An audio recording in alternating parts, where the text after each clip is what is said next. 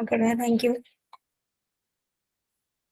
ওকে, আমরা আজকে উইক 2 এর ক্লাসে আছি। তো এই ক্লাসে আমি মেইনলি বলেছি যেটা নিয়ে আলোচনা করব সেটা হচ্ছে টেস্ট কেসেস কিভাবে লিখতে হয় এবং টেস্ট সিনারিও গুলো কিভাবে আপনি একটা সফটওয়্যার দেখে দেখে প্রথমেই ডিফাইন করবেন, দেন হচ্ছে কিভাবে হচ্ছে রিপোর্টিংটা আমরা করি, সেগুলোই আজকে আমরা দেখবো।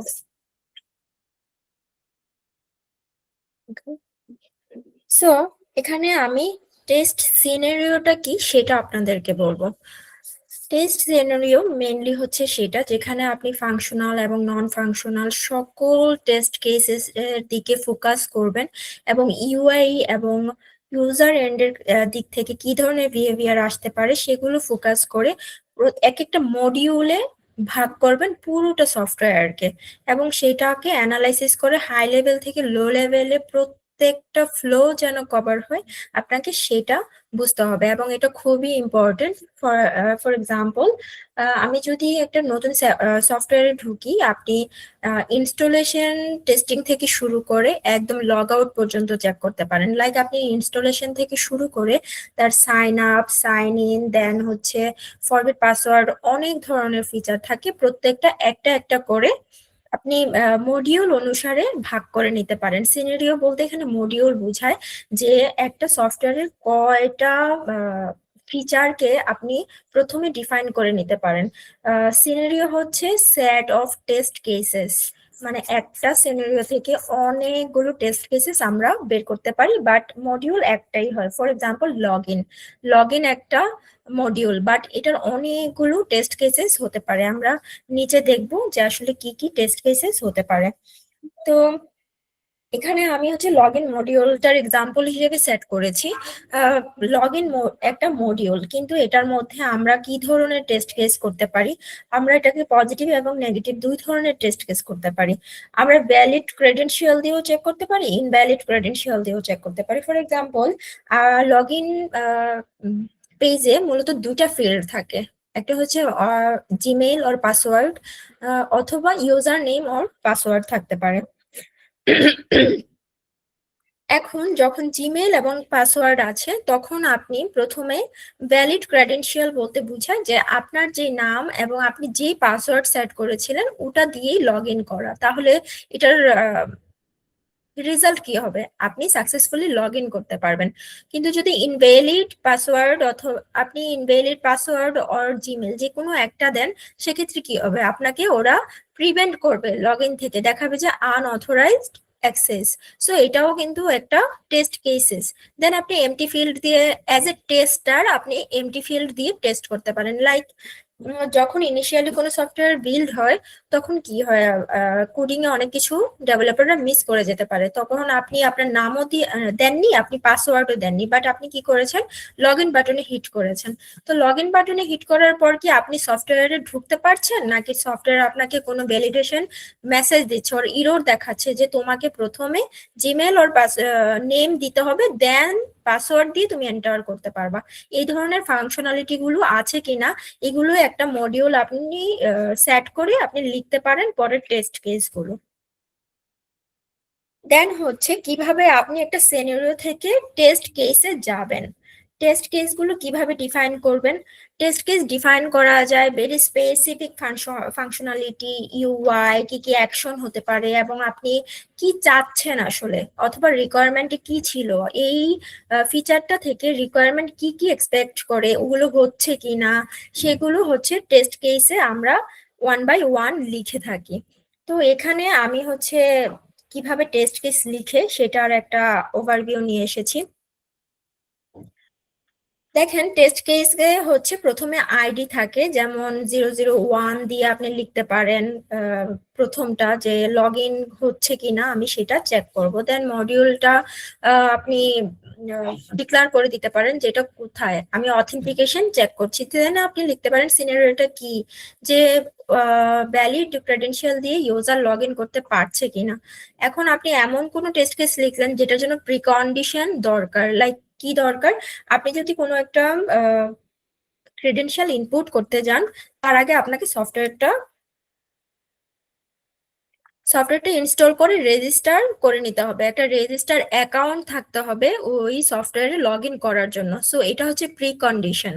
প্রি কন্ডিশন হচ্ছে আমি যখন কোনো একটা সফটওয়্যার ইউজ করতে যাব এর আগে আমাকে কি করে আসতে হবে, আমি সেই ক্রাইটেরিয়া গুলো ফুলফিল করেছি কিনা সেটাই হচ্ছে প্রি কন্ডিশনে আমরা লিখে থাকি। দেন এখানে আছে step to reproduce. Step to রিপ্রোডিউসে আপনি বলে দিবেন,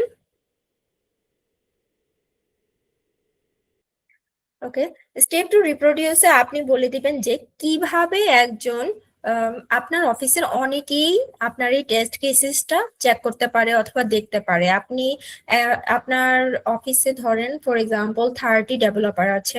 এখন 30 মিস একটু ডেভেলপার, আসতে বললে ভালো হয়। শিওর, ধরেন আপনি যে অফিসে কাজ করছেন সেই অফিসে 30 জন ডেভেলপার কাজ করে। এখন 30 জন ডেভেলপার 30টা মডিউলে কাজ করতে পারে। 30টা মডিউলে আপনি যখন চেক করছেন ওয়ান বাই ওয়ান, আপনি চেক করতে পারেন, আরেকজন কিউএ থাকতে পারে সে চেক করতে পারে। তো আপনারা যখন মডিউল ওয়াইজ এগুলো চেক করছেন তখন আপনারা একটা আইডি দিচ্ছেন যে টেস্ট কেস আইডি 001। তো আপনি যখন টেস্ট কেস গুলো এক্সিকিউট করবেন তখন আপনি দেখবেন যে 001 কি পাস করেছে আর ফেল করেছে। যদি সে পাস করে যায় তাহলে তো ওকে, ডেভেলপার বেঁচে গেল। আর যদি ফেল করে সেক্ষেত্রে ডেভেলপারকে সেটা ফিক্স করতে হবে। তো ফিক্স করার জন্য আপনাকে এই টেস্ট কেসটা চালানোর জন্য আপনাকে কি করতে হবে, প্রথমে আপনাকে সফটওয়্যারটা ইনস্টল করতে হবে। দেন ওই সফটওয়্যারে আপনার একটা রেজিস্টার অ্যাকাউন্ট থাকতে হবে, আপনাকে রেজিস্ট্রেশন করতে হবে। দেন আপনি লগ ইন করতে পারবেন। এখন তারপর আপনি বুঝতে পারবেন যে সে ভ্যালিড ক্রেডেনশিয়াল দিয়ে ঢুকতে পারছে কি পারছে না। এখন ধরেন আপনি লগ ইন করতে এসে দেখলেন যে লগ ইন করা যাচ্ছে না, ভ্যালিড পাসওয়ার্ড দেওয়ার পরেও ভ্যালিড মেল দেওয়ার পরেও ওই সিস্টেম নিচ্ছে না। তখন আপনি একটা বাগ রিপোর্ট করলেন যে আমি এই অথেন্টিকেশন পার্টে হচ্ছে এই টেস্ট কেস চালিয়েছি, চালানোর পরে প্রিকন্ডিশন এটা ছিল, তারপরও আমি কি করতে পারিনি, লগ ইন করতে পারিনি। যদি আপনি লগ ইনটা করতে না পারেন সেক্ষেত্রে আপনি স্টেপ টু রিপ্রোডিউসটা লিখলেন। কি করবেন, প্রথমে এখানে লিখতে হয় যে open the application log in page. আপনি যেই অ্যাপ্লিকেশনে ছিলেন ওখানে ইউআরএলটা মূলত আমরা দিয়ে দিই যখন আমরা হচ্ছে প্র্যাকটিক্যাল লাইফে কাজ করি। Then enter a valid mail, এখানে আপনি আপনার মেইলটা দিলেন, then password, then click on log in button.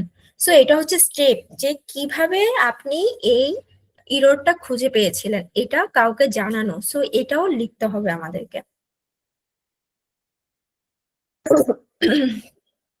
ওকে, এটা আমাদের 6969 অ্যাপের একটা ইনিশিয়াল টেস্ট কেসেস ছিল, আমি আপনাদের সুবিধার্থে এটাকে এখানে অ্যাড করেছি। তো আপনারা এটা দেখে আইডিয়া নিতে পারেন। এটা একটা এক্সাম্পল যে কি ধরনের টেস্ট কেস লেখা যায় অথবা কিভাবে লেখা যায়। এখানে প্রথমে যেটা আছে টেস্ট আইডি। তো টেস্ট আইডিতে আমরা হচ্ছে নাম্বারিং গুলো করি যে টেস্ট কেস 1 2 3 4 5 এরকম ভাবে আপনার হাজারটা টেস্ট কেসও হতে পারে।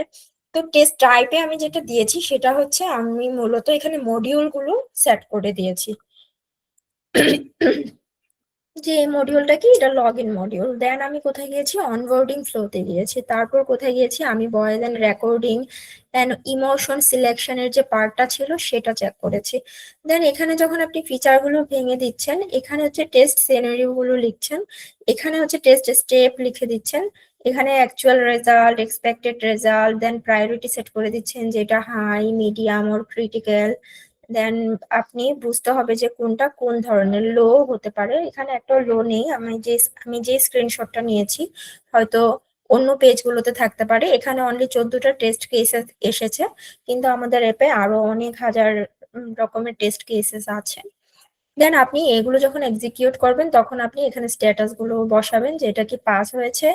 আর টিবিডি আমরা একটা শর্ট ফর্ম ইউজ করেছি যে এটা টু বি ডান, যে এটা এখনো ডান হয়নি, এটাকে করতে হবে। তো যদি কোনোটা ফেল হয়ে থাকে, ফর এক্সাম্পল এখানে কি একটাও ফেল আছে, এখানে একটাও ফেল নেই। সো এই টেস্ট কেসেসে একটাও ফেল নেই, এটা হয়তো টেস্টেড ছিল দ্যাটস ওয়াই ফেল ছিল, বাট পরে ডেভেলপাররা হয়তো ফিক্স করেছে, দেন আমি এগুলো পাস করে দিয়েছি। দেন আপনার যদি কোনো কমেন্ট থাকে যে লাইক ফর এক্সাম্পল আমাদের অ্যাপটা তো আপনারা ইউজ করেছেন আই থিঙ্ক, আচ্ছা, আমাদের অ্যাপে হচ্ছে 4 থেকে 5 ধরনের ইমোশন আছে, লাইক হ্যাপি, স্যাড, দেন হচ্ছে চিল, এই ধরনের 5 ধরনের ইমোশন আছে। তো এখন এখানে একটা ইমোশন অ্যাড করতে বলেছিল আমাদের জাপান টিম থেকে, লাইক সুফি। তো সুফি যেহেতু আগে ছিল না, সেজন্য আমি টেস্টারদেরকে লিখে দিয়েছিলাম যে টু বি ডান, যে এটা অ্যাড করতে হবে।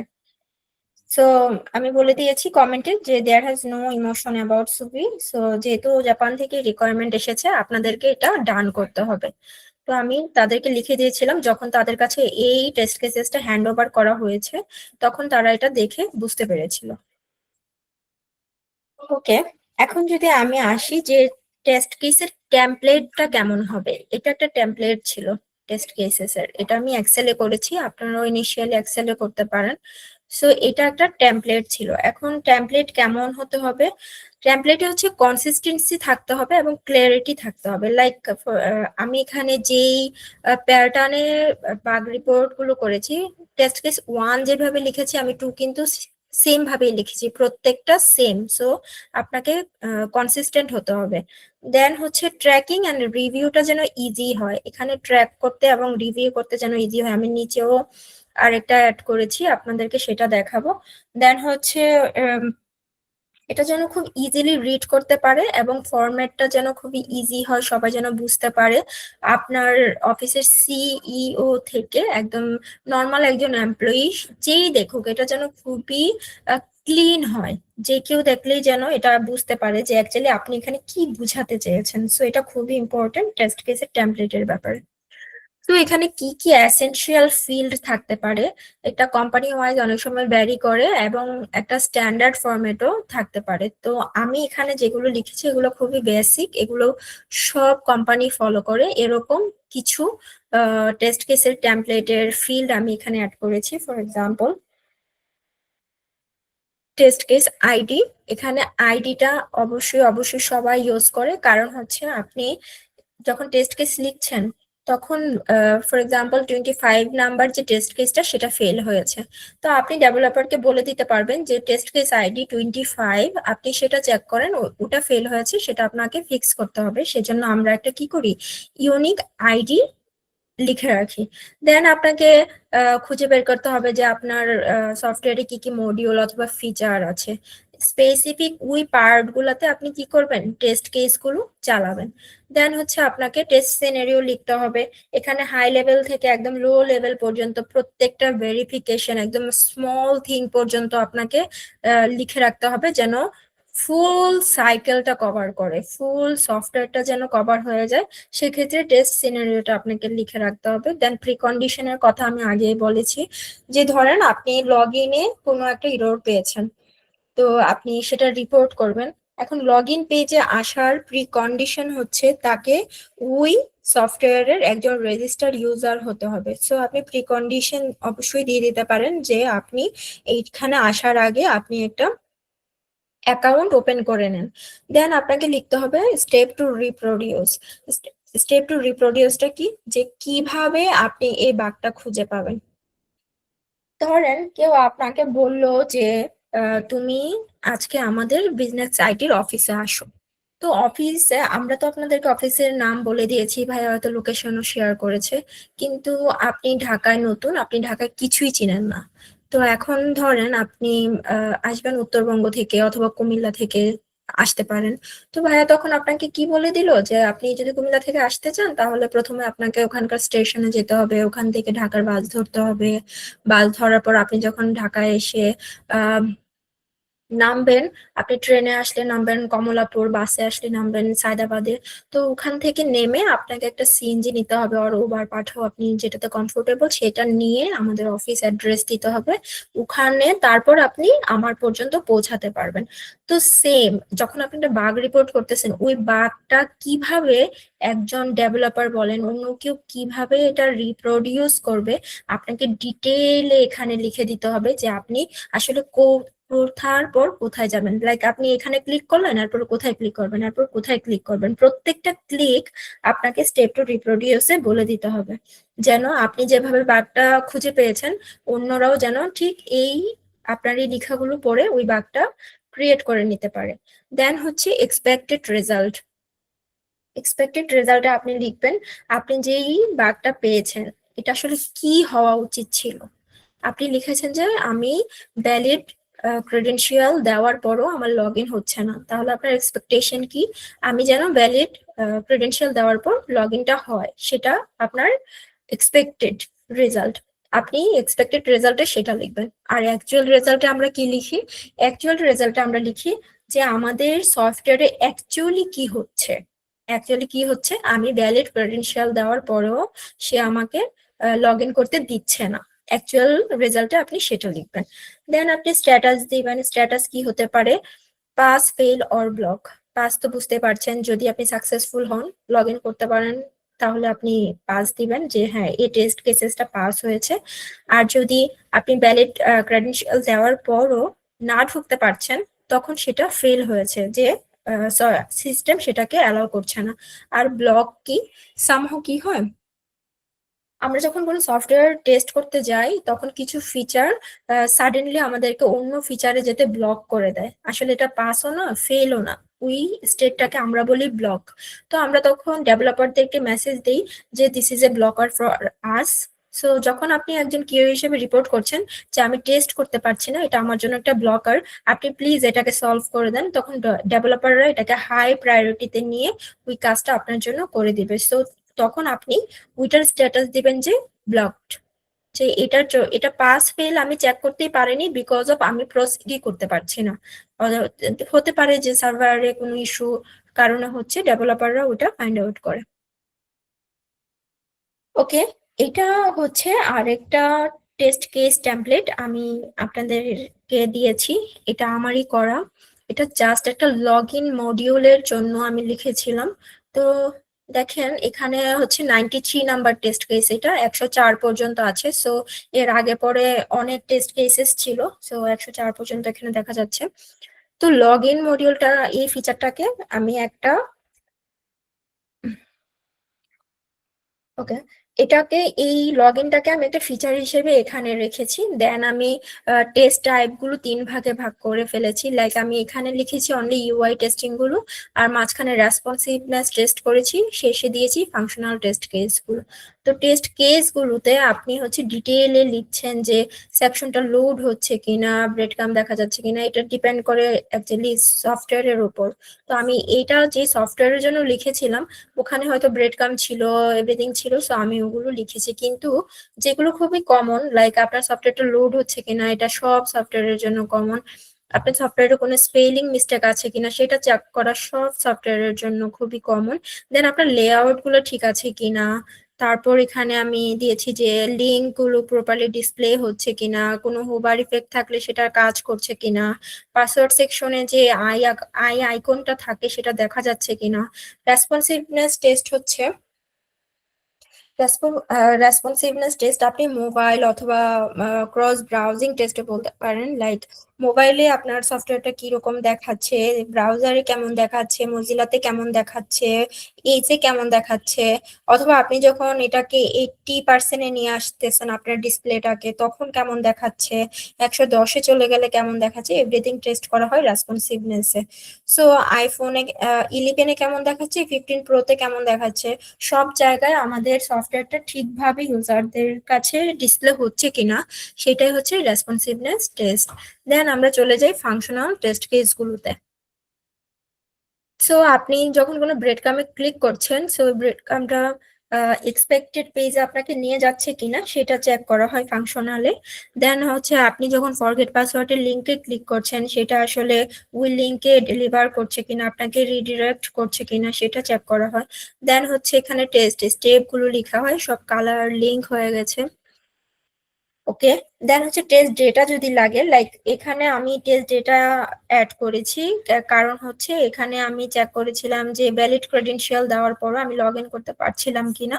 তো ভ্যালিড ক্রেডেনশিয়ালে কি আছে, ইমেইল অ্যান্ড পাসওয়ার্ড। সো আপনাকে এটাও বলে দিতে হবে যে আপনি কি দিয়ে টেস্ট করেছিলেন এবং তখন আপনি এটাকে প্রসিড করতে পারেননি। দেন আপনি আপনার এক্সপেক্টেড রেজাল্ট গুলো লিখবেন, দেন এটা অ্যাকচুয়াল রেজাল্ট গুলো লিখবেন। আসলে এইটা অলরেডি টেস্টেড একটা ফিচার, যেখানে হয়তো ইনিশিয়ালি আমি অনেক বাগ রিপোর্ট করেছিলাম, এখানে হয়তো কিছু টেস্ট কেস ফেল ছিল, কিন্তু এখন এগুলো পাস হয়ে গেছে, কারণ এই ফিচার আমি অনেক আগে টেস্ট করে ফেলেছি। মানে যখনই ডেভেলপাররা কোনো একটা ফিচার অথবা টেস্ট কেসকে পাস করবে, আপনিও এটার স্ট্যাটাসটা চেঞ্জ করে দিবেন। এখানে হয়তো ফেল ছিল, আমি পরে পাস করে দিয়েছি। আমি আপনাদের জন্য এই এই পেজটা আসলে অ্যাড করেছি, যেন আপনারা আইডিয়া নিতে পারেন টেস্ট কেস গুলো অ্যাকচুয়ালি কেমন হয়। ওকে, এখন আমরা চলে আসি যে সামারি রিপোর্টে। তো সরি, আমি হয়তো একটু কথা বলতে আমার প্রবলেম হচ্ছে, আই হোপ বোঝা যাচ্ছে। সো এখন চলে আসি সামারি রিপোর্টে। তো সামারি রিপোর্টটা আসলে কি? সামারি রিপোর্ট হচ্ছে আপনি যে টেস্ট কেস গুলো লিখলেন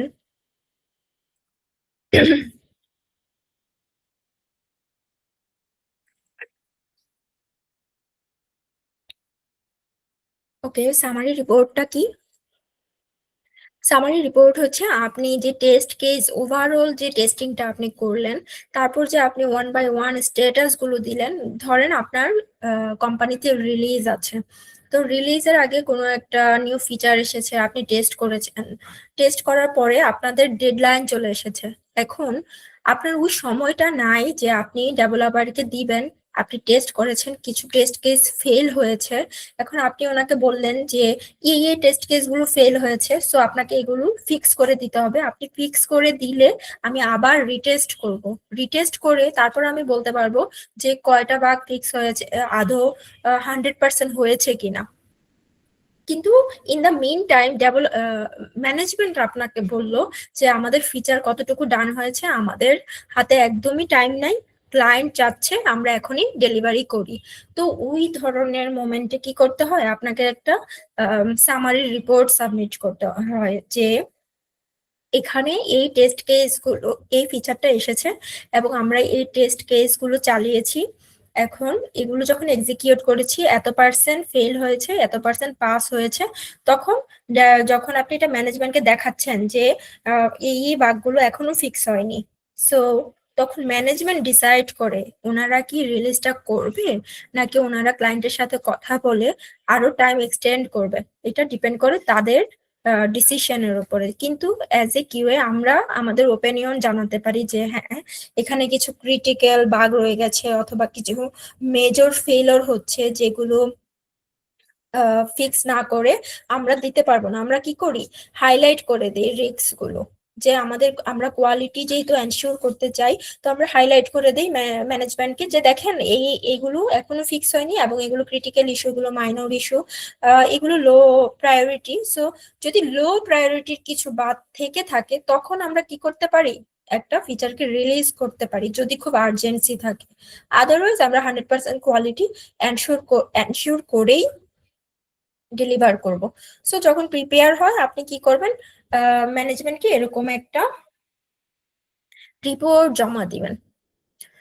তো ধরেন আপনার 150% টেস্ট কেসেস ডান হয়েছে, তো এর মধ্যে পাস, ব্লক কেসেস যেগুলো আছে সেগুলো দিলেন, টেস্ট কেসেস টেস্ট যেটা সেটাও দিলেন, দেন হচ্ছে ফেল এর রেশিও গুলোও দিলেন।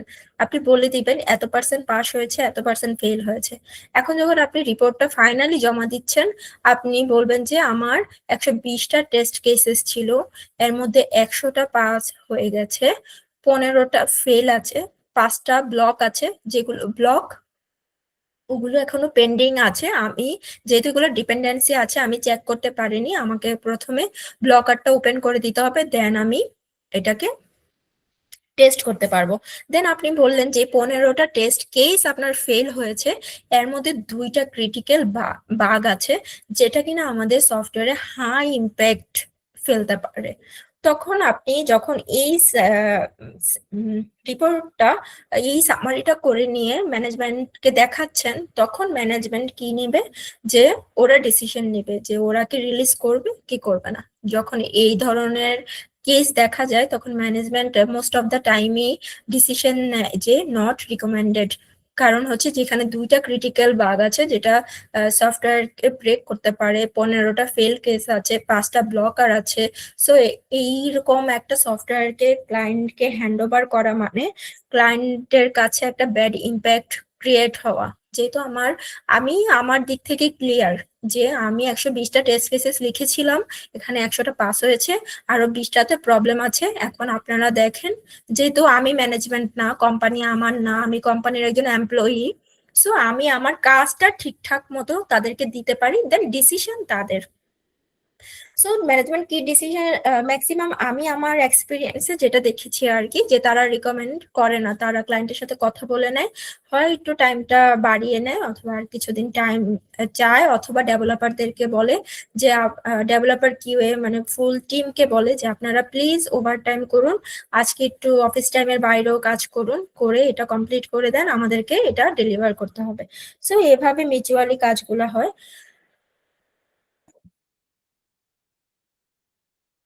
সো এটাই ছিল আজকের ক্লাস।